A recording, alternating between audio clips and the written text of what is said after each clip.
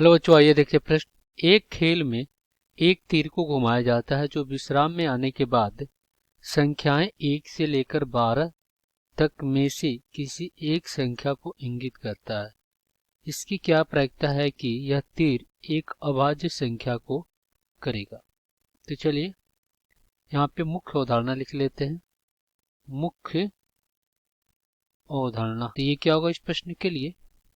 तो देखिए, मान लीजिए कोई घटना ये घटित हो रहा है तो उसकी प्रायिकता क्या हो जाएगी। पी ए बराबर एन ए बटा में एन एस।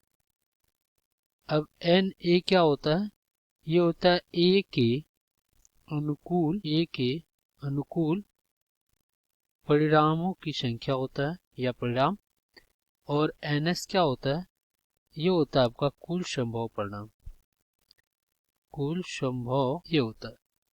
चलिए यहाँ पे हल कर लेते हैं। तो देखिए, यहाँ से विश्राम के बाद 1 से लेकर 12 तक की संख्या, तो यहाँ पे इसकी प्रतिशत समष्टि क्या बन जाएगी, ये हो जाएगी 1 2 3 4 5 6 7 8 9 10 11 और ये 12, ये हो गया। तो इसकी कुल संभव परिणाम क्या हो जाएगा, ये हो जाएगा एन एस बराबर 12। कुल संभव परिणामों की संख्या कितनी हो जाएगी, 12 हो जाएगी। अब कह रहा है कि एक अभाज्य संख्या को इंगित करेगा। तो यहाँ पे अगर हम क्या कर लेते हैं, मान लेते हैं माना घटना ई एक अभाज्य संख्या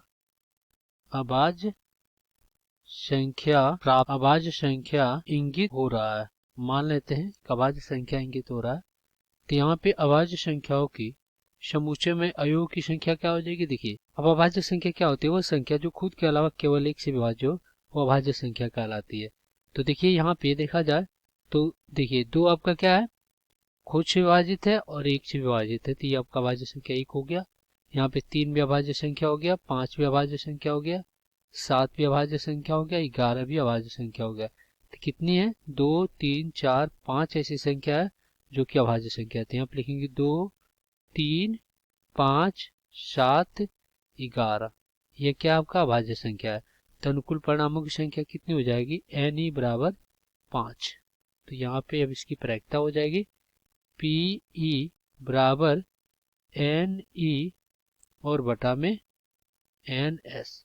तो यहाँ से 5 और बटा में कितना हो जाएगा, 12।